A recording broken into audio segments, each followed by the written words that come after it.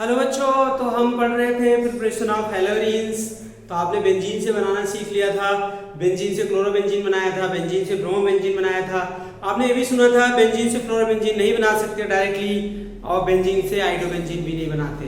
Fluorobenzene क्यों नहीं बनाते? क्योंकि फ्लोरीन हाईली रिएक्टिव होता है आइगनिवर्सो में और इसकी रिएक्शन एक्सप्लोसिव होती है। और आयोडीन क्यों नहीं बना था?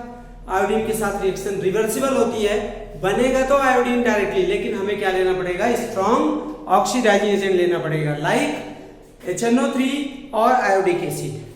अच्छा, अब हम बात करते हैं यहाँ पे बच्चे फ्रॉम बेंजीन डेरिवेटिव। फ्रॉम किससे? From benzene derivative. यहाँ पे जरा समान देखिए आप ध्यान से, बेंजीन डेरिवेटिव से कैसे बनाएंगे आप। ये आपका सपोज यहाँ पे टॉल्वीन है, टॉल्वीन को क्या कराओ?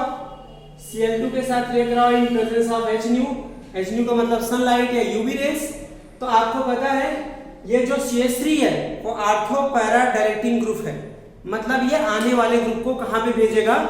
आर्थो एंड पैरा पोजीशन पे। बच्चों, बेंजीन का जहाँ पे मेन फंक्शन ग्रुप होता है उससे दोनों साइड क्या होता है? आर्थो, ये वाला क्या होता है? मेटा, सामने वाला पैरा। तो CH3 कौन सा ग्रुप है? CH3 आपका आर्थो पैरा डायरेक्टिंग है। क्या है? CH3 इज आर्थो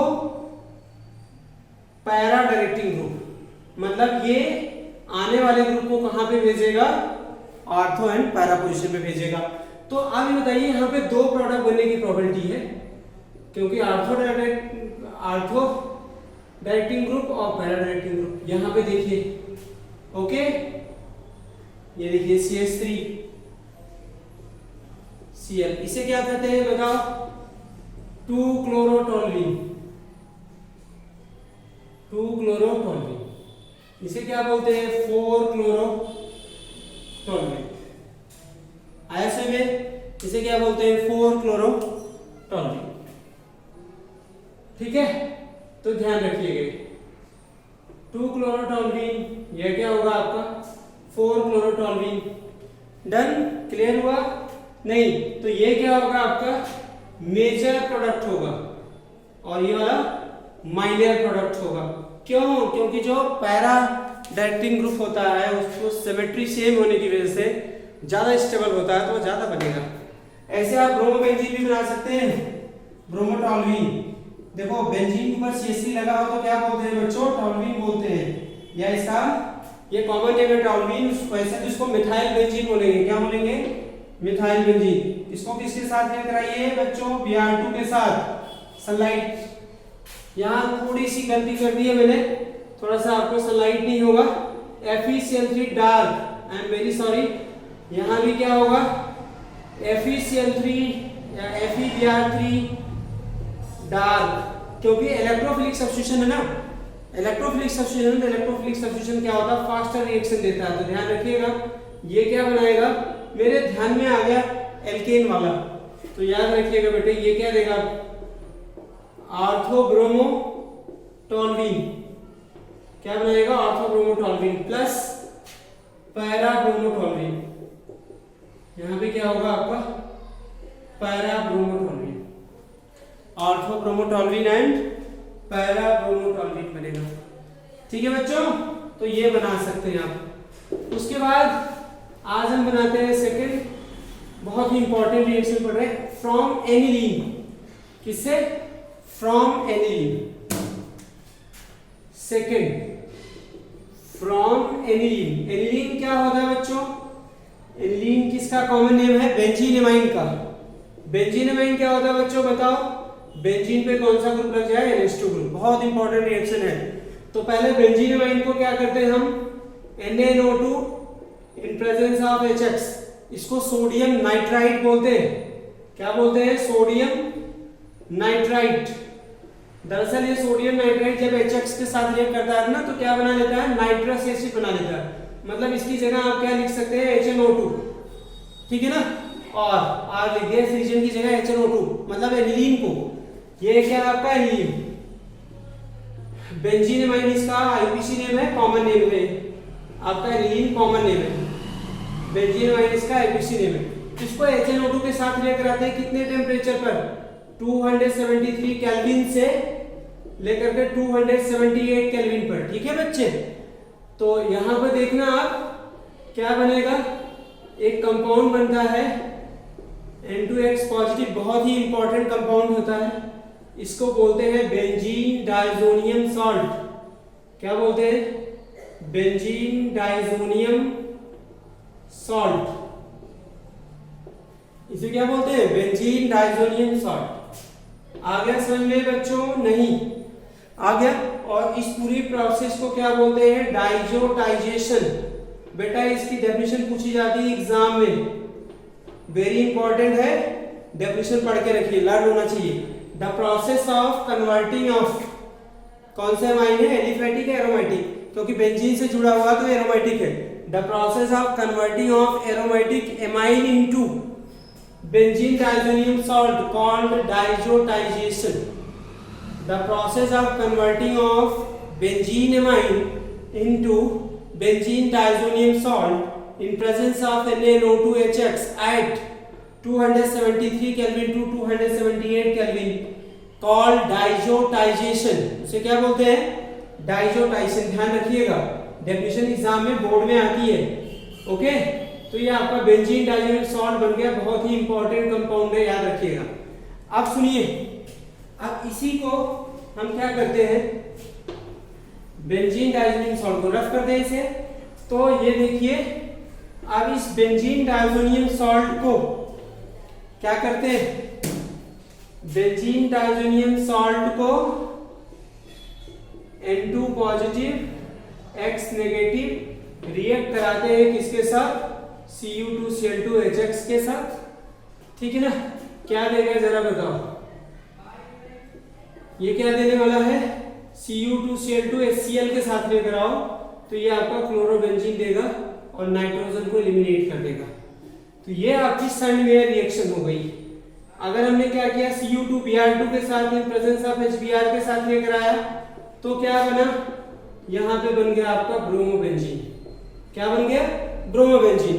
अगर आपने इसको किसके साथ लेकर आया, CuCl in presence of HCl, तो क्या बन गया? साइनोबेंजीन। क्या बन गया? साइनोबेंजीन। तो ध्यान रखिए, इसको क्यूप्रस क्लोराइड बोलते हैं, मतलब कॉपर फर्स्ट क्लोराइड, इसको कॉपर सेकंड ब्रोमाइड, और इसको कॉपर साइनाइड बोलते हैं। तो बेंजीन डाइजोनियम सॉल्ट से आप क्लोरोबेंजीन बना सकते हैं। What is name of this compound? Chlorobenzene. और what is name of this compound? Bromobenzene. क्या है? ब्रोमोबेंजीन। और व्हाट इज दिस? साइनोबेंजीन। ठीक है बच्चों, और this reaction is collectively known as Sandmeyer reaction. कौन सी रिएक्शन है बेटा? वेरी इंपॉर्टेंट नेम रिएक्शन पूछा जाता है, सैंडमेयर रिएक्शन। इसको सैंडमेयर ने समझाया था, तो रिएक्शन क्या है आपकी? Sandmeyer reaction. ठीक है, तो ध्यान रखिएगा, इसको समझ आया कि नहीं आया बताओ? याद रहेगा आपको? सैंडमेयर रिएक्शन कर लिया, चलो मिटा देते हैं इसको। ठीक है ना? अब आपको इससे रिलेटेड कन्वर्जन देते हैं। कन्वर्जन क्या है? क्वेश्चन देते हैं आपको, write the following conversion. Board में ऐसे क्वेश्चन आते हैं 12th में, write the following conversion. Following conversion, तो कन्वर्जन क्या है बच्चों? First aniline to bromobenzene, aniline to bromobenzene. Second है बेटा benzene diazonium chloride, benzene diazonium chloride. To क्या कर दे? साइनोबेंजीन बना दे। क्या बना दे? Cyanobenzene. Third benzene amine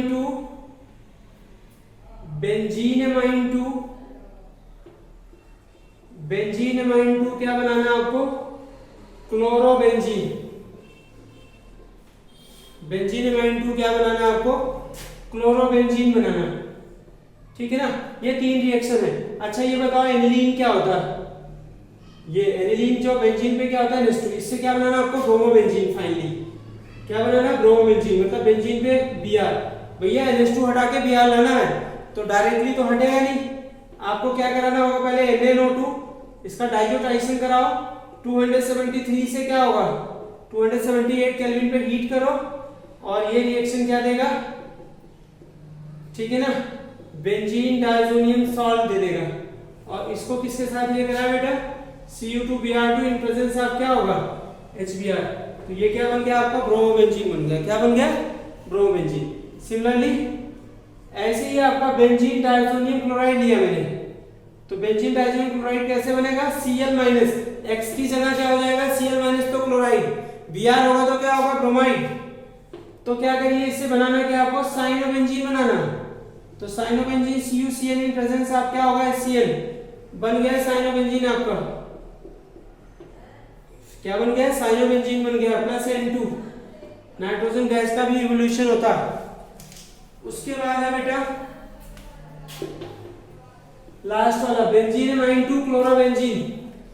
बेंजीनमाइन, aniline को ही बेंजीनमाइन बोलते हैं ना, तो बस याद रखो बहुत इंपॉर्टेंट रिएक्शन है।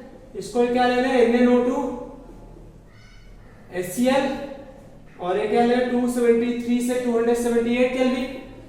तो क्या बनेगा जरा बताइए, यहाँ पे N2 पॉजिटिव Cl नेगेटिव, फिर क्या होगा, फिर यहाँ पे क्या लिया बताओ, आपको क्या बनाना क्लोरोबेंजीन ना, Cu2Cl2 इन प्रेजेंस ऑफ क्या होगा HCl, तो क्या देगा बेटा क्लोरोबेंजीन दे देगा। क्या देगा क्लोरोबेंजीन। ध्यान रखिए बच्चों, इतना ध्यान रखेंगे माय डियर, तो आपको ये कभी भी केमिस्ट्री में मेरे वीडियो को देखते रहोगे तो दिक्कत नहीं होने वाली है। नेक्स्ट अब तीसरा बेटा प्रिपरेशन ऑफ आइडोबेंजीन पढ़ाते हैं आपको। क्या बनाते हैं, थर्ड आइडोबेंजीन कैसे बनाते हैं।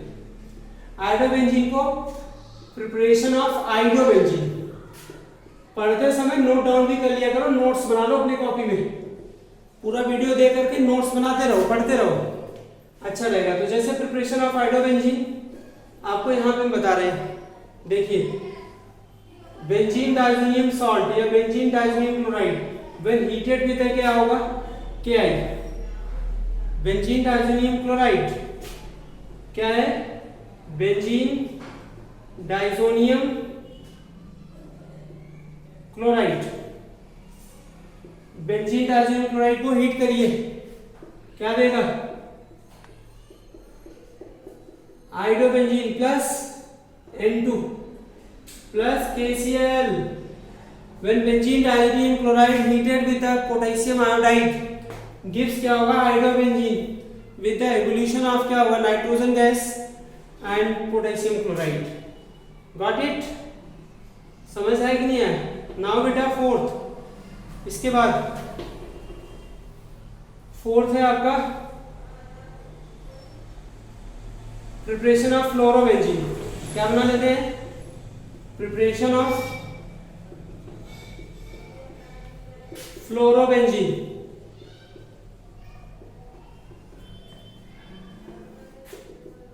प्रिपरेशन ऑफ क्या बनाते हैं फ्लोरोबेंजीन। फ्लोरोबेंजीन को भी एनिलीन से बना सकते हैं आप। एनिलीन क्या होता है बेंजीनमाइन, इसको क्या करो बेटा NaO2 पहले सॉल्ट बना लो NaO2HX। मैंने कहा ना ये इंटरमीडिएट कंपाउंड है, बहुत जगह काम आता है। Benzene diazonium salt is very important intermediate compound Cl-। इसको आप फ्लोरोबोरिक एसिड के साथ लिख रहे हो HBF4, किसके साथ फ्लोरोबोरिक एसिड के साथ। तो क्या लिख लेंगे यहाँ से HF निकल जाएगा, HCl निकल जाएगा, HCl निकल जाएगा, डायरेक्ट ये कंपाउंड दे देगा, क्या देगा N2BF4-। अब इसको क्या कर दिया हीट कर दिया, इसको क्या कर दिया हीट कर दिया, तो ब्रेक हो गया हीट करने के बाद। तो क्या बना फ्लोरोबेंजीन प्लस BF3 प्लस क्या होगा N2 प्लस क्या हो जाएगा N2। ठीक है बच्चों, नहीं आगे समझ में ये, तो ये ध्यान रखा फ्लोरोबेंजीन की भी प्रिपरेशन आपने कर ली, ठीक है। अब इसके बाद आप जो है फिजिकल प्रॉपर्टीज पढ़ेंगे। क्या पढ़ेंगे, फिजिकल प्रॉपर्टीज। तो फिजिकल प्रॉपर्टीज आज तो खत्म नहीं होगी। Physical properties of halo alkane लेकिन थोड़ा सा करा देते हैं। हैलोएल्केन्स एंड हैलोरीन्स, हैलोएल्केन्स एंड हैलोरीन्स, ठीक है ना। Physical properties of haloalkanes and हैलोरीन्स बच्चों, ठीक है। आई बात समझ में नहीं आई? तो यहाँ पे ध्यान दीजिए जरा, फर्स्ट पॉइंट लेते हैं। जो हैलोएल्केन्स एंड हैलोरीन्स होते हैं, pure haloalkane and haloarenes are colourless, but iodide and bromides are coloured due to the exposure of light. मेरे कहने का मतलब है कि जो प्योर हैलोएल्केन हैलोरीन्स होते हैं वो कलरलेस होते हैं, लेकिन जो ब्रोमाइड्स और हैलाइड्स, ब्रोमाइड्स और आयोडाइड्स होते हैं वो क्या हो जाते हैं, कलर्ड होते हैं। क्यों? क्योंकि वो लाइट को एब्जॉर्ब कर लेते हैं। क्या कर लेते हैं? एब्जॉर्ब कर लेते हैं। दूसरा पॉइंट है, दूसरी प्रॉपर्टी है बच्चों, बॉइलिंग पॉइंट। इनके क्या कर लेते हैं, बॉइलिंग पॉइंट समझ लेते हैं। तो बॉइलिंग पॉइंट क्या होता है? जिस भी टेम्परेचर पर कोई भी सब्सटेंस क्या करता है, उसका वेपर प्रेशर उसके एटमॉस्फेरिक प्रेशर के इक्वल हो जाता है। या कुछ लोग कहते हैं कि जिस टेम्परेचर पर कोई भी क्या होने लगता है, बॉयल करने लगता है। समझ में एक बात, क्या करने लगता है, बॉयल करने लगता है, उसे क्या बोलते हैं, बॉइलिंग पॉइंट बोलते हैं, ठीक है। तो मैं आपको यहाँ बताना चाहूँगा, ठीक है ना, यहाँ पे मैं आपको बताना चाहूँगा बॉइलिंग पॉइंट किस पर डिपेंड करता है। पहले ये देखना, ये समझ आओगे तो समझ आओगे। बॉइलिंग पॉइंट डायरेक्टली होता है इंटरमॉलिक्यूलर फोर्स। क्या होता है? Intermolecular force. बहुत इंपॉर्टेंट, ध्यान रखना। इंटरमॉलिक्यूलर फोर्स आपने 11 में पढ़ा था, नहीं पढ़ा तो मैं बता देता हूँ कौन कौन से फोर्स होते हैं। डिस्पर्जन फोर्स होता है, this is the type of intermolecular force, जो किसके बीच में लगता है, नॉन पोलर मॉलिक्यूल होते हैं उनके बीच में लगता है, जैसे जो हाइड्रोकार्बन होते हैं उनके बीच में, ठीक है ना। और डाइपोल डाइपोल फोर्स होता है। कौन सा फोर्स? डाइपोल डाइपोल फोर्स, ये पोलर मॉलिक्यूल के बीच में लगता है। क्या होता है? और तीसरा जो होता है हाइड्रोजन बॉन्ड फोर्स, ये स्पेशल टाइप का डाइपोल डाइपोल फोर्स होता है, हाइड्रोजन बॉन्ड, लेकिन उसमें 3 एलिमेंट्स होने चाहिए, फ्लोरीन ऑक्सीजन नाइट्रोजन, जिसे बोलते हैं फोन। अगर ये हैं तो वही बनाते हैं। तो इन तीनों को इंटरमॉलिक्यूलर फोर्स के टाइप बोलते हैं। क्या बोलते हैं? टाइप। अच्छा, ये बॉइलिंग पॉइंट जो होगा इंटरमॉलिक्यूलर फोर्स के डायरेक्टली होता है। जितना ज्यादा बॉइलिंग पॉइंट होगा उतना ज्यादा क्या होगा, इंटरमॉलिक्यूलर फोर्स होगा। समझ में ही नहीं बात, तो याद रखिएगा। अब ये इंटरमॉलिक्यूलर फोर्स जो है वो किस पर डिपेंड करता है? इंटरमॉलिक्यूलर फोर्स को भी जरा समझ लेते हैं, क्योंकि बॉइलिंग पॉइंट में बहुत सारे कॉन्सेप्ट आने वाले हैं, रीजन देना आपको।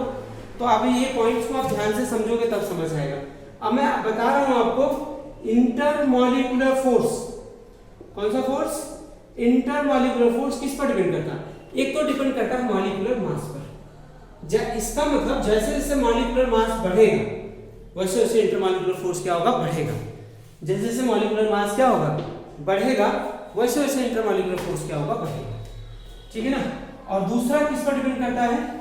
सरफेस एरिया पर डिपेंड करता है। किस पर डिपेंड करता है? सरफेस एरिया पर डिपेंड करता है। मतलब जितना ज्यादा सरफेस होगा उतना ज्यादा क्या होगा, आपका इंटरमॉलिक्यूलर फोर्स होगा। समझ आएगी ये बात? सरफेस एरिया के डायरेक्शन होता है। थोड़ा सा सरफेस एरिया को मैं बता दूं क्या होता है। यहाँ पे मॉलिक्यूल्स है, तो जो जितना ज्यादा स्ट्रेट होगा उसका सरफेस एरिया उतना ज्यादा होगा। जैसे मैं यूं खड़ा हूं तो मेरी सरफेस एरिया ज्यादा है, अभी बैठ जाऊं ऐसे तो क्या होगा, हमारा सरफेस एरिया कम हो जाएगा। तो ध्यान रखना। तो सरफेस एरिया किस पर डिपेंड करता है? इन्वर्सली प्रोपोर्शनल किसके होता है? ब्रांचिंग के। मतलब ब्रांचिंग जितना ज्यादा होगा सरफेस एरिया क्या होगा, उतना कम होगा, ठीक है ना। तो याद रखना, बॉइलिंग पॉइंट जब हम आपको अभी कराएंगे तो उसमें ये चीज बताने वाले हैं। तो सबसे पहला पॉइंट आपको बॉइलिंग पॉइंट पे बताते हैं। ये कॉन्सेप्ट ध्यान रखना, जब मैं रीजन दूंगा तो आपको समझ आना चाहिए। फर्स्ट ए पॉइंट है बॉइलिंग पॉइंट का। मैंने कहा कि boiling point of haloalkanes and haloarenes higher than hydrocarbon of comparable molecular mass. मेरे कहने का मतलब क्लोरोमीथेन है। क्या है? क्लोरोमीथेन। और मीथेन किसका बॉइलिंग पॉइंट ज्यादा होगा? मीथेन का। या मैं ये कहूं क्लोरोबेंजीन है और क्या है, बेंजीन, किसका बॉइलिंग पॉइंट ज्यादा होगा? आपका क्लोरोबेंजीन का। एक जनरल कॉन्सेप्ट समझिए, मैंने ये कहना चाहा है कि boiling point of haloalkane and haloarenes higher than its comparable molecular mass, ठीक है। अब ऐसा क्यों? इसके पीछे रीजन क्या है? अरे भैया ये देखिए, एल्केन कैसा मॉलिक्यूल है? नॉन पोलर मॉलिक्यूल है। बेंजीन भी कैसा मॉलिक्यूल है बताओ? नॉन पोलर मॉलिक्यूल है। कैसा मॉलिक्यूल है? Non polar molecule. जो नॉन पोलर मॉलिक्यूल होते हैं उसमें कौन सा फोर्स होता है? Dispersion force. और ये वाले आपको मैंने पढ़ाया था carbon hydrogen bond polar in nature. ये कैसे मॉलिक्यूल हुए? पोलर हुए। समझ रहे की बात? तो ये बताइए पोलर में कौन सा फोर्स होगा, इनमें कौन सा फोर्स होगा? डाइपोल डाइपोल फोर्सेस होगा। ध्यान रखना, डाइपोल डाइपोल फोर्स स्ट्रॉन्गर होता है या नॉन पोलर में कौन सा फोर्स होने जा रहा? डिस्पर्जन फोर्स होने जा रहा है कि नहीं? डिस्पर्जन फोर्स लगेगा। अब बताइए डाइपोल डाइपोल फोर्स और डिस्पर्जन फोर्स में कौन सा स्ट्रॉन्गर फोर्स है? Dipole dipole force. और हाइड्रोजन बॉन्ड है तो हाइड्रोजन बॉन्ड सबसे ज्यादा स्ट्रॉन्गर होता है, तो dipole dipole force stronger than क्या होगा? Dispersion force. तो आप इसको बता सकते हो हेलोएल्केन एल्केन से ज्यादा बॉइलिंग पॉइंट होता है। हेलोएल्केन का बॉइलिंग पॉइंट एल्केन से ज्यादा होता है। उसके पीछे रीजन ये है कि उसके पीछे जो फोर्स ऑफ इंटरेक्शन है हेलोएल्केन में हाइड्रोकार्बन से ज्यादा है, मतलब एल्केन से ज्यादा है। आगे समझे? तो ये पॉइंट ध्यान रखना। फर्स्ट पॉइंट क्लियर हो गया। क्लियर? Thank you. अगला जो है अगली वीडियो में बताऊंगा आपको। Thank you very much.